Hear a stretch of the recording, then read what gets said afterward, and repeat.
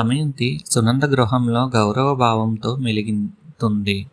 కోరినవన్నీ లభిస్తుంటే ప్రశాంతంగా కాలం గడుపుతుంది. దమయంతిని విడిచి వెళ్ళిన తర్వాత నలుడు అరణ్యంలో ఒకచోట పెను మంటలతో విజృంభించే కారు చిచ్చును చూశాడు.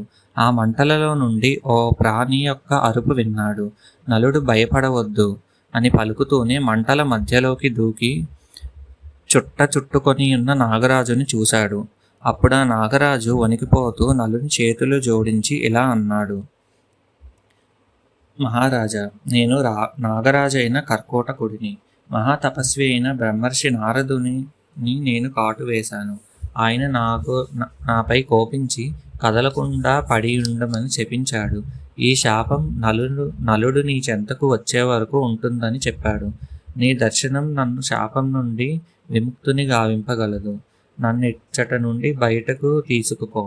నారద మహర్షి శాపం వల్ల ఒక్క అడుగు కూడా కదలలేకపోతున్నాను. నీవే నన్ను రక్షింప తగిన వాడవు. నీకు శ్రేయస్సును ఉపదేశిస్తాను అని నాగరాజు నలునితో చెప్పాడు. నాతో సమానమైన నాగరాజు మరొక్కడు లేడు. నేను నీకు మిత్రుడను అవుతాను. నేను చాలా తేలికగా అవుతాను. నన్ను శీఘ్రంగా తీసుకొని వెళ్ళు. ఎలా అని కర్కోటకుడు వెంటనే బొటనవేలంతా అయ్యాడు. నలుడు కర్కోటకుడిని తీసుకొని కారు చిచ్చులో నుంచి బయటకు వచ్చాడు. అగ్నిహోత్రునిచే విముక్తుడైన కర్కోటకుడిని మరొక తావునకు చేర్చి విడిచిపెట్టాలని తలచేలోపే కర్కోటకుడు నలునితో ఇలా అన్నాడు. నలమహారాజా, మీరు మీ అడుగులను లెక్కిస్తూ కొన్ని అడుగులు వెళ్ళండి.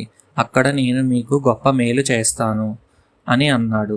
అలా చెప్పిన కర్కోటకుడి మాటలు విని నలుడు అడుగులు లెక్కించుకుంటూ 10వ అడుగు వేస్తుండగానే కర్కోటకుడు నలుని కాటు వేశాడు. వెంటనే నలుని రూపం మారిపోయింది.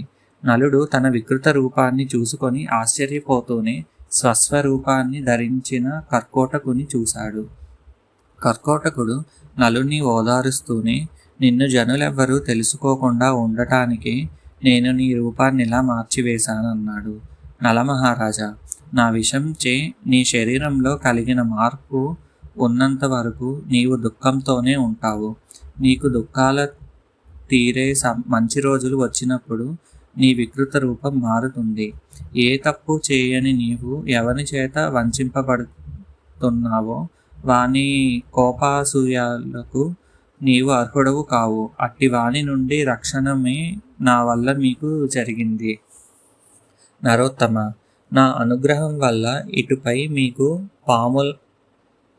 పాముల వల్ల, శత్రువుల వల్ల, బ్రహ్మవేత్తల వల్ల కూడా భయం ఉండదు. విషం నిమిత్తంగా నీకు ఏ బాధ ఉండదు. యుద్ధాలలో ఎల్లప్పుడూ విజయాన్నే పొందగలవు. రాజా, ఇకపై నీవు బాహుకుడు అనే పేరుతో వ్యవహరించు. రథసారథిగా అక్షవిద్యా నిపుణుడైన ఋతుపర్ణ మహారాజు సమీపానికి వెళ్ళు అని చెప్పాడు. నలమహారాజు, నీవు వెంటనే అయోధ్య నగరానికి వెళ్ళు. ఋతుపర్ణ మహారాజు నీ వలన అశ్వహృదయాన్ని గ్రహించు. నీకు అక్షహృదయాన్ని అనుగ్రహిస్తాడు. ఇక్ష్వాకు వంశజుడైన ఋతుపర్ణుడు నీకు మిత్రుడవుతాడు. అక్షహృదయాన్ని తెలుసుకోవటం వల్ల మున్ముందు నీకు ఎంతో మేలు జరుగుతుంది.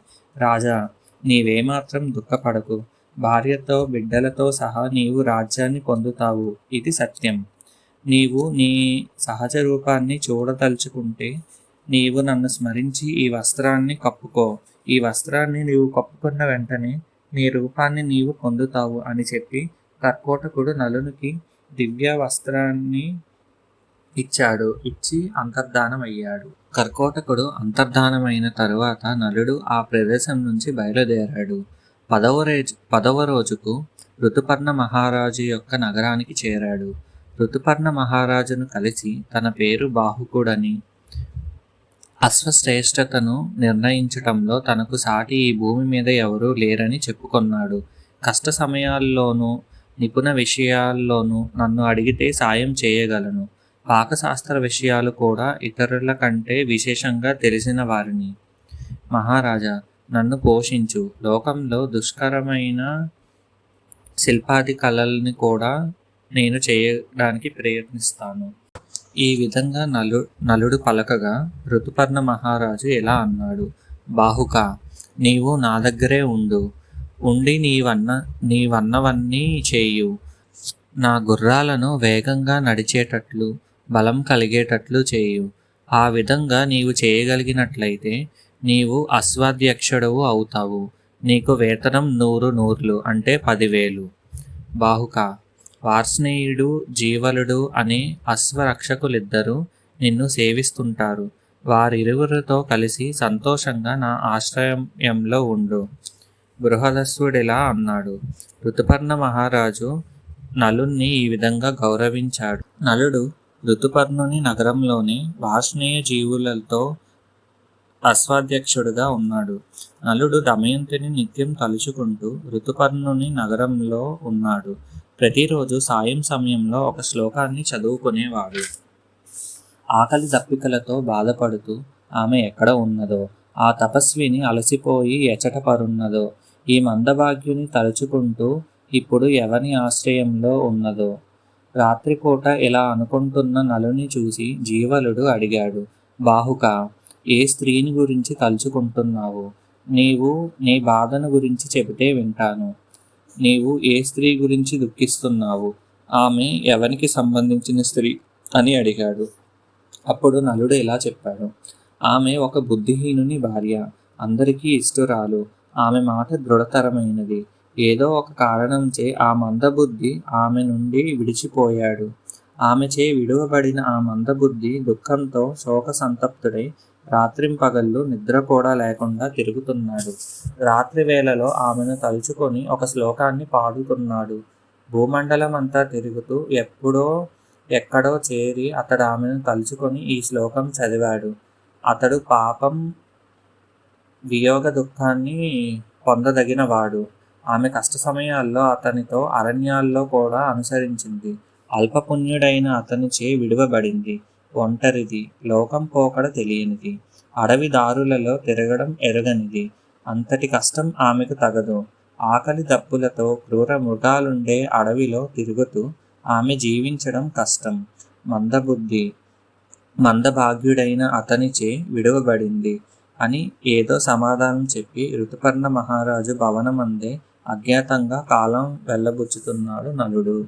రాజ్యభ్రష్టుడైన నలుడు దమయంతితో అరణ్యానికి వెళ్ళిన తరువాత నలుని చూడాలనే కోరికతో భీమరాజు కొందరు బ్రాహ్మణులను నలుని జాడ తెలుసుకోవడం కోసం నియమించాడు.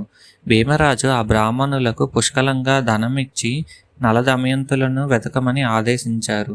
ఈ పనిలో ఎవరైతే కృతార్థులవుతారో వారికి 1000 ఆవులను ఇస్తానన్నాడు.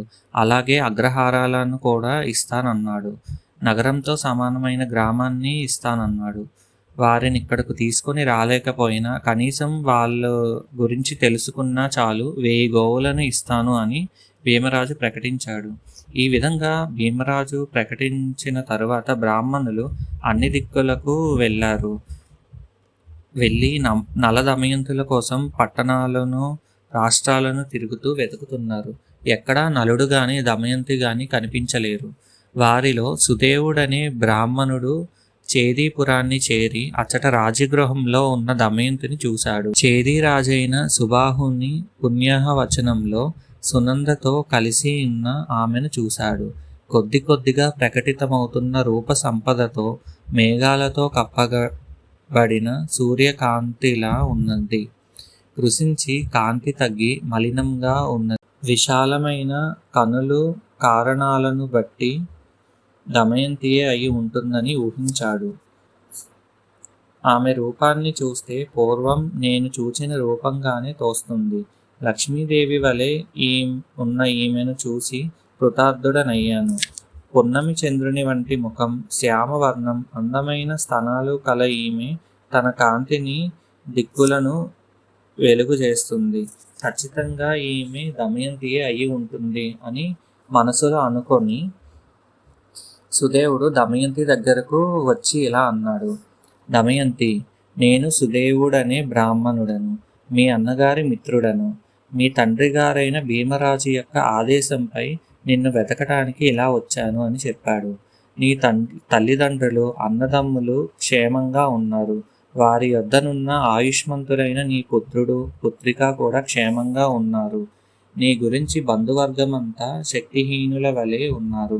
చాలామంది బ్రాహ్మణులు నీ కోసం వెతుకుతూ దేశాలన్నీ తిరుగుతున్నారు అని చెప్పాడు.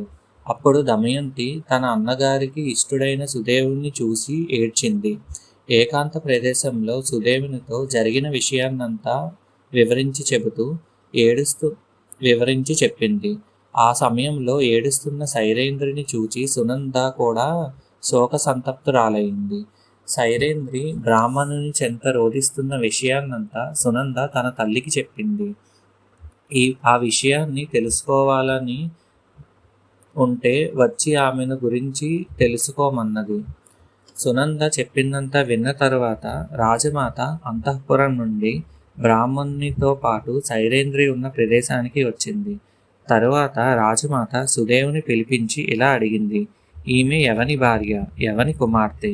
ఏ విధంగా ఈమె జ్ఞాతుల వల్ల భర్త వల్ల నష్టాన్ని పొందింది? ఈ స్థితిని పొందడం ఎలా జరిగింది మీకు తెలుసా? మీ వలన ఈమెను గురించిన విషయాన్నంతా సమగ్రంగా వినాలని కోరుతున్నాను. దివ్య రూపం గల ఈమె గురించి యథార్థాన్ని చెప్పండి అని రాజమాత సుదేవుని అడిగింది. అలా అడిగిన రాజమాతతో సుదేవుడు ఇలా చెప్పాడు. రాజమాత, విదర్భరాజు ఎంతో ధర్మాత్ముడు, భీముడనే పేరు గల తేజస్శాలి. ఈ కళ్యాణి అతని యొక్క కుమార్తె, పేరు దమయంతి. నిషధ దేశాధిపతి అయిన వీరసేన మహారాజు పుత్రుడు, బుద్ధిమంతుడు, పుణ్యశ్లోకుడు అయిన నలమహారాజునకు ఈ దమయంతి భార్య. ఆ నలమహారాజు జూదంలో తన అన్న చేత ఓడింపబడి రాజ్యాన్ని కోల్పోయి దమయంతితో కలిసి ఎవరికీ తెలియకుండా నగరాన్ని విడిచి వెళ్ళాడు. దమయంతి కోసం ఈ భూమి అంతటా తిరుగుతున్నాం. మేం వెతుకుతున్న ఆ దమయంతి మీ పుత్రుని మందిరంలో కనబడింది. మనుష్యులలో ఈమెతో సమానమైన రూపలావణ్యం గల స్త్రీ మరొక్కతి లేదు. ఈమెకు కనుబొమ్మల మధ్య ఉత్తమ స్త్రీకి ఉండవలసిన సహజ సిద్ధమైన పుట్టుమచ్చ ఉంది. యవ్వన మధ్యవస్థ అయిన ఈ దమయంతి పుట్టుమచ్చ మాలిన్యంతో కూడిన పద్మం వలెను, మేఘంతో కప్పబడిన చంద్రుని వలెను నాకు కనిపించింది. సంపదలకు చిహ్నమైన ఈ పుట్టుమచ్చ విధాతచే సృజింపబడింది. సుదేవుని మాటలు విన్న సునంద ఆమె భ్రూమధ్యంలో ఉన్న పుట్టుమచ్చపై కప్పబడి ఉన్న మాలిన్యాన్ని తొలగించి శుభ్రపరిచింది. మాలిన్యాన్ని తొలగించటంతో ఆకాశంలో మబ్బులు తొలగిన తరువాత స్పష్టంగా భాషించే చంద్రుని వలె దమయంతి పుట్టుమచ్చ సుస్పష్టంగా ప్రకాశించింది. రాజమాత సునంద ఆ పుట్టుమచ్చను చూచి ఏడుస్తూ ఆమెను ఆలింగనం చేసుకొని క్షణకాలం అలాగే ఉన్నారు. రాజమాత కన్నీటిని తుడుచుకొని మెల్లగా ఇలా పలికింది. నీవు నా చెల్లెలి కుమార్తెవని ఈ పుట్టుమచ్చ వల్లనే గుర్తించగలిగాను. చూడముచ్చటైన దమయంతి, నీ తల్లిగారు నేనును దశార్ణ దేశాధిపతి అయిన సుధాముని కుమార్తెలము. ఆమెను నిషధేశ్వరుడైన భీమరాజునకిచ్చి వివాహం చేశారు. నీవు పుట్టినప్పుడు దశార్ణ దేశంలో మా తండ్రి గారింట్లో నిన్ను నేను చూశాను. దమయంతి, నీకు నీ తండ్రి గారి ఇల్లు ఎలాంటిదో నా గృహం కూడా అలాంటిదే. ఈ ఐశ్వర్యాన్నంతా నీదిగానే భావించు. అప్పుడు దమయంతి సంతోషంతో తన పినతల్లి అయిన రాజమాతకు నమస్కరించి ఈ విధంగా పలికింది. నేను ఎవరినో తెలియనప్పటికీ మీరు నాకు సుఖప్రదమైన ఆశ్రయాన్ని కల్పించారు. సర్వ విధాలా నా కోరికను మన్నించారు. నాకు రక్షణ కల్పించారు. అమ్మా, ఇక్కడ ఉండటం నాకెంతో సుఖదాయకం, సందేహం లేదు. నేను చాలా కాలం నుండి పుత్ర వియోగంతో ఉన్నాననే విషయం కూడా మీకు తెలిసిందే కదా. నా కుమార్తె కుమారుడును తాతగారింట విదర్భలో ఉన్నారు. తండ్రి వియోగంతో శోకార్తులైన వారికి నేను కూడా దూరం అవ్వటం ఎందుకు? అమ్మా, నా ప్రియాన్ని చేయదలుచుకుంటే నన్ను శీఘ్రంగా విదర్భ చేర్చటానికి ఆదేశించండి. నేను విదర్భకు వెళ్ళాలనుకుంటున్నాను అని దమయంతి తన పినతల్లితో చెప్పింది. అప్పుడు తన పినతల్లి తన పుత్రుని అనుమతి తీసుకొని దమయంతిని విదర్భ రాజ్యానికి పంపించింది. దమయంతి కొద్ది కాలంలోనే విదర్భ నగరాన్ని చేరింది. ఆ దమయంతిని అచ్చట బంధుజనులంతా ఎంతో సంతోషంతో గౌరవించారు. క్షేమంగా ఉన్న తన సంతానాన్ని, తల్లిదండ్రులను, సఖీజనాన్ని చూచిన తర్వాత దమయంతి విధి విధానంగా దేవతారాధన చేసింది. కీర్తిమంతురాలైన దమయంతి వేద పండితులైన బ్రాహ్మణులను పూజించి నమస్కరించి దీవెనలు పొందింది. భీమరాజు తన పుత్రికను చూచి సంతోషించి తన పుత్రికను తీసుకువచ్చిన సుదేవునకు 1000 గోవులను, 1 గ్రామాన్ని, కొంత ధనాన్ని ఇచ్చి గౌరవించాడు. దమయంతి తన తండ్రిగారి గృహంలో విశ్రాంతితో రాత్రి గడిపి తన తల్లితో ఈ విధంగా పలికింది. అమ్మా, నేను సత్యాన్నే చెబుతున్నాను.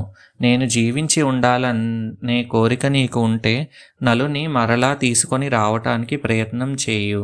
ఈ విధంగా పలికినప్పుడు తల్లి చెప్పలేనంతగా దుఃఖించింది. కన్నీరు కారుస్తూనే ఏమీ బదులు పలకలేకపోయింది దమయంతి తల్లి. అట్టి దుస్థితిని చూచి అంతఃపుర స్త్రీలంతా దుఃఖంతో హాహాకారాలు చేస్తూ వెక్కి వెక్కి ఏడ్చారు. పుత్రిక అయిన దమయంతి తన భర్తను గురించి దుఃఖిస్తుంది అంటూ ఈ విషయాన్నంతా మహారాజుకు మహారాణి నివేదించింది. మన కుమార్తె తనకు తానై నోరు విడిచి అడిగింది. ఇప్పుడైనా పుణ్యశ్లోకుడైన నలుని వెతకడానికి మన వారిని పంపి ప్రయత్నించండి అని మహారాణి చెప్పింది. అప్పుడు భీమరాజు నలమహారాజును వెతుకుటకు ప్రయత్నించండి అని తన ఆధీనంలో ఉన్న బ్రాహ్మణులను అన్ని దిక్కులకు పంపించాడు. విదర్భాధిపతియగు భీమరాజు ఆదేశాన్ని అనుసరించి దమయంతి చెంతకేగి బ్రాహ్మణులు తమ ప్రస్థానాన్ని గురించి చెప్పారు. అప్పుడు దమయంతి బ్రాహ్మణులతో ఇలా చెప్పింది. మీరు వెళ్ళిన అన్ని రాష్ట్రాలలోనూ జనసమూహాలున్న ప్రదేశాల్లో అక్కడక్కడ ఈ వాక్యాలను పలకండి. ప్రియుడా, అనురాగవతి అయిన ప్రేయసిని నిద్రించే సమయంలో అడవిలో విడిచి సగం చీర చింపుకొని వెళ్ళిన జూదరివి నీవు ఎక్కడున్నావు? ఆ సగం చీరతోనే శరీరాన్ని కప్పుకొని మిక్కిలి దుఃఖంతో దహింపబడుతూ ఆమె నీకోసమే నిరీక్షిస్తుంది. మహారాజా, ఎల్లప్పుడూ ఆమె నీకోసమే శోకిస్తుంది. ఏడుస్తున్న ఆమెపై దయచూపు. వీరా, సమాధానం చెప్పవయ్యా. నా యందు దయ ఉంటే మరో విషయం కూడా చెప్పాలని ఉంది. వాయువుచే విసరబడిన అగ్ని వనాన్ని సహితం దహిస్తుంది కదా. భార్య ఎల్లప్పుడూ భర్త చేత భరింపతగింది, రక్షింపతగినది కూడా. ధర్మజ్ఞుడవైన నీవు ఆ కర్తవ్యాలు రెండింటినీ ఎందుకు విడిచిపెట్టావు? నీవు ప్రాజ్ఞుడవని, సత్కులంలో పుట్టినవానివని, దయగలవాడివని అందరూ చెప్పుకుంటారు. నా దురదృష్టం వల్లనే నీవిలా దయారుహుడువై ప్రవర్తిస్తున్నావని అనుమానిస్తున్నాను. పురుషోత్తమ, నా యందు దయచూపు. దయాస్వభావం పరమధర్మమని మీ వల్లనే నేను విన్నాను. ఈ విధంగా మీరు అంటే మీ మాటలకు సమాధానం చెప్పిన వ్యక్తిని మీరు గుర్తించి అతడెవరో, ఎక్కడున్నాడో తెలుసుకోవాలి అని దమయంతి బ్రాహ్మణోత్తములకు చెప్పింది. బ్రాహ్మణోత్తములారా, మీ మాటలకెవరైనా సమాధానమిస్తే అతడన్న మాటలను నాకు తెలియచేయండి. మీ మాటలకు సమాధానమిచ్చే వ్యక్తికి మీ గురించి తెలియకుండా మీరు ప్రవర్తించండి. ఎలాంటి తొత్తుపాటు లేకుండా తిరిగి రండి. అతడు ధనవంతుడు కావచ్చు, పేదవాడు కావచ్చు, అసమర్థుడు కావచ్చు. అతడేమి చేయదలిచినాడో తెలుసుకోవాలి అని దమయంతి చెప్పినవన్నీ విని బ్రాహ్మణులు వ్యసనపరుడైన నలమహారాజును వెతకటానికై 4 దిక్కులా వెళ్ళారు. వాళ్ళు చాలా రాష్ట్రాలు, పట్టణాలు, గ్రామాలు, పల్లెను, ఆశ్రమాలలో నలుని కోసం వెతికారు. కానీ వారికి నలుని జాడ ఎక్కడా కనిపించలేదు. దమయంతి చెప్పిన ఆ వాక్యాలను యథాతథంగా ఆ బ్రాహ్మణులందరూ అక్కడక్కడా వినిపించసాగారు. చాలా కాలం గడిచిన తరువాత పర్ణాతుడనే బ్రాహ్మణుడు విదర్భకు వచ్చి దమయంతితో ఇలా చెప్పాడు. దమయంతి, నలమహారాజు జాడ తెలుసుకొనుటకు వెళ్ళిన నేను అయోధ్య నగరంలో ఋతుపర్ణుని దగ్గరకు వెళ్ళాను. ఋతుపర్ణ మహారాజు గారి సభలో మీరు చెప్పిన విషయాన్నంతా యథాతథంగా వినిపించాను. అంతా విని ఋతుపర్ణుడు ఏమీ మాట్లాడలేదు. నేను ఎన్నోసార్లు ప్రస్తావించిన అతని సభాసదుల్లో ఒక్కడు కూడా నాతో మాట్లాడలేదు.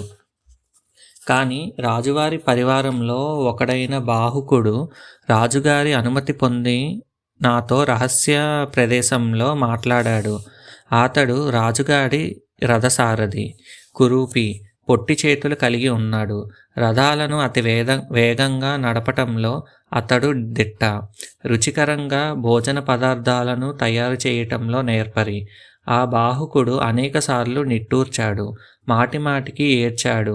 చివరికి చాలా క్షేమ సమాచారాలను అడిగి నాతో ఇలా పలికాడు: కులస్త్రీలు ఎన్ని కష్టాలు సంభవించినా వాటిని రహస్యంగా ఉంచుతారు.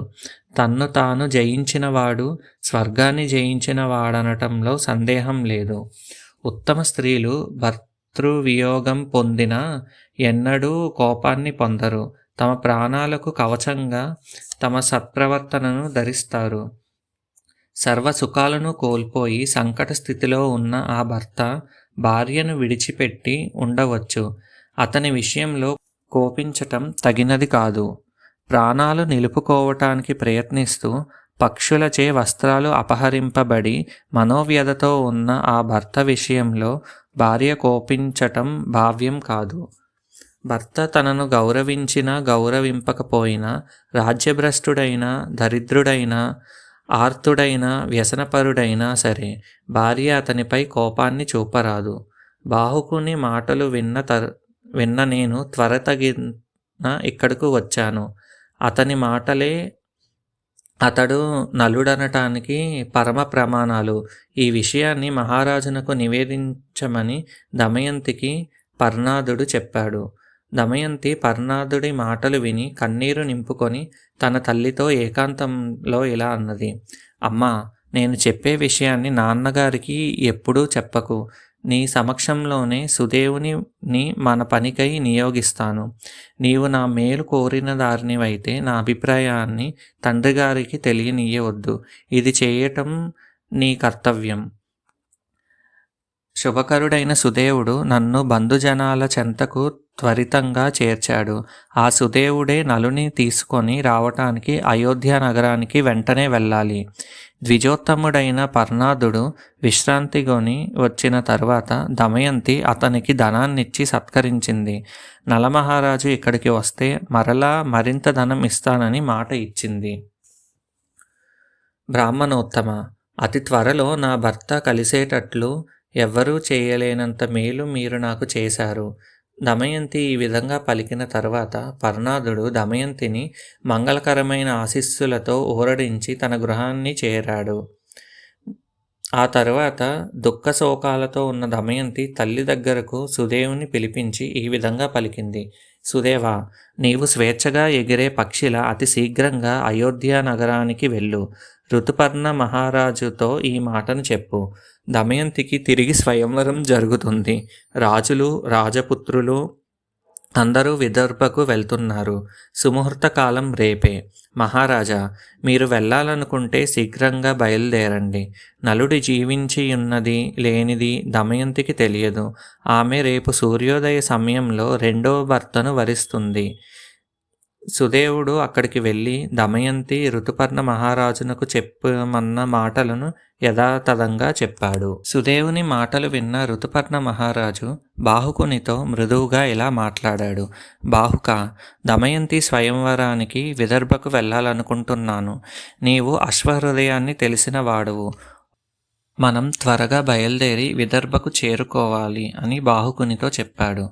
ఋతుపర్ణుడు నలునితో ఇలా పలికిన పిదప నలుడు హృదయం దుఃఖంతో కోత కోసినట్లయింది. నలుడు ఇలా మనసులో భావించాడు: దమయంతి ఈ విధంగా చెప్పి ఉంటుందా? దుఃఖంలో అజ్ఞానంతో ఇలా చేసిందేమో, లేదా నన్ను రప్పించటానికి ఇదే ఉపాయమని తలిచిందేమో. స్త్రీల స్వభావం చంచలమైంది. వియోగం వల్ల నా యందలి గాఢమైన ప్రేమను విడిచిందేమో అని దుఃఖిస్తూ బాధపడ్డాడు. ఈ విషయంలోని సత్యాసత్యాలను అచ్చటికే వెళ్ళి తెలుసుకుంటాను. విదర్భకు వెళ్ళటం ఋతుపర్ణుని కోరికపై అయినా నా ప్రయోజనం కూడా నెరవేర్చుకుంటాను. బాహుకుడు ఈ విధంగా నిశ్చయించుకొని దైన్యంతో అంజలిబద్ధుడై, మహారాజా, మీ మాట ప్రకారం ఒక్కరోజులోనే విదర్భ నగరానికి చేరగలం అని విన్నవించాడు. తరువాత బాహుకుడు అశ్వాశాలకు వెళ్ళి ఋతుపర్ణ మహారాజు ఆజ్ఞానుసారం అశ్వాలను పరీక్షించాడు. ఋతుపర్ణ మహారాజుచే త్వరపెట్టబడిన బాహుకుడు ఉత్తమాశ్వాలను గుర్తించదలచి పలుమార్లు ఆలోచించి దుర్బలంగా కనిపిస్తున్నా వేగంగా ప్రయాణించగల అశ్వాలను ఎన్నుకున్నాడు. తేజస్సు, బలం కలిగి ఉత్తమ జాతిలో పుట్టిన హీన లక్షణాలు లేని పెద్ద ముక్కు రంధ్రాలు కల గుర్రాలను ఎంచుకున్నాడు. సింధు దేశంలో పుట్టి 10 సుడులతో నిర్దుష్టాలై వాయువేగం గల ఆ గుర్రాలను చూచి మహారాజు కొంచెం కోపంతో ఇలా పలికాడు. బాహుక, మేము నిన్ను కోరినది ఇదియా? వీటితో మేం గమ్యం చేరలేము. ఈ గుర్రాలు బక్కచిక్కి బలహీనంగా ఉన్నాయి. ఇలాంటి కృషించిన గుర్రాలను మనం అంత దూరానికి ఎలా వెళ్ళగలం అని ఋతుపర్ణుడు కోపంతో ప్రశ్నించాడు. ఆ మాటలు విని బాహుకుడు ఇలా అన్నాడు. 1 నుదిటి యందు, 2 తలపై, 2 పార్శ్య ఉపపార్శ్యాలలో, 2 వక్షస్థలములందు సుడులు గల అశ్వమే బాగా ప్రయాణించేదిగా తెలుసుకోండి. ఈ గుర్రాలు ఒక్క రోజులోనే విదర్భ దేశానికి వెళ్ళగలవు, సందేహం లేదు. రాజా, మీరు ఇతర అశ్వాలేమైనా మంచివనుకుంటే ఆ గుర్రాలనే రథానికి కడతాను అని విన్నవించాడు.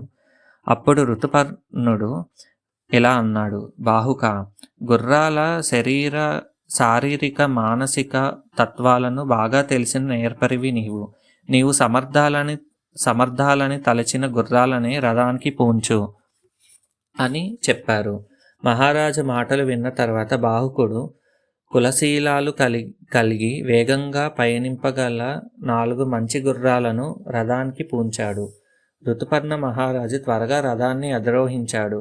ఆ ఉత్తమాశ్వాలు మోకాళ్లతో భూమిని తాకాయి. తరువాత నలుడు తేజోబల సమన్వితాలైన ఆ అశ్వాలను ఊరడించాడు. బాహుకునిచే అదిలింపబడిన ఆ ఉత్తమ అశ్వాలు ఆకాశంపైకెగిసి పరుగులు తీస్తూ రథంలో ఉన్న ఋతుపర్ణ మహారాజును ఆశ్చర్యచకితుని చేశాయి. ఆ విధంగా పైకెగిసి వాయువేగంతో పయనించే ఆ గుర్రాలను చూచి అయోధ్యాపతి అయిన ఋతుపర్ణుడు చాలా ఆశ్చర్యపడ్డాడు. రథం యొక్క ధ్వనిని విన్న వార్ష్ణేయుడు బాహుకుని గుర్రాల ఎన్నికను, అశ్వహృదయ తత్వజ్ఞతను గురించి ఆలోచించాడు. ఈ బాహుకుడు ఇంద్రుని రథసారథి అయిన మాతలి కాదు కదా, ఇతని యందు ఆ లక్షణాలు కనిపిస్తున్నాయి. గుర్రాల జాతిని విని తత్వాన్ని బాగుగా తెలిసిన శాలిహోత్రుడా ఏమి? అతడే మనుష్య రూపాన్ని పొందాడేమో, లేదా శత్రుంజయుడైన నలమహారాజేనా? ఆ నలమహారాజే ఈ రూపంలో వచ్చాడా అని వార్ష్ణేయుడు ఇంకా ఇలా భావించాడు. భూలోకంలో అశ్వశాస్త్రం తెలిసినవాడు నలమహారాజు. ఆ విద్యయే బాహుకునకు తెలియను. ఈ విషయంలో నలునకు బాహుకునకు సామ్యం కనిపిస్తుంది. అంతేకాక నలుడు బాహుకుడు సమవయస్కులు. మహాపరక్రమవంతుడైన నలుడు మాత్రం ఇతడు కాదు, కానీ విద్య మాత్రం అదే. విధి వశం చేత గాని దైవ ప్రేరణ చేత గాని మహాత్ములు కొందరు ప్రచ్ఛన్న రూపంతో పృథివీపై సంచరిస్తుంటారని శాస్త్రవాక్యాలు నిరూపిస్తున్నాయి. పుణ్యశ్లోకుడైన ఋతుపర్ణుని రథసారథియగు వార్ష్ణేయుడు బాహుకుని గూర్చి ఇలా పలు విధాలుగా ఆలోచించాడు. బాహుకుని ఏకాగ్రతను, ఉత్సాహాన్ని, గుర్రాల ఎన్నికల్లో నేర్పరితనాన్ని, ఉత్కృష్టమైన అతని ప్రయత్నాన్ని చూసి ఋతుపర్ణ మహారాజు కూడా ఎంతో సంతోషాన్ని పొందాడు. బాహుకుడు రథాన్ని నడుపుతుంటే ఆకాశంలో పయనిస్తున్నట్లుగా అది నదులను, పర్వతాలను, అరణ్యాలను, సరస్సులను శీఘ్రంగా అధిగమించింది.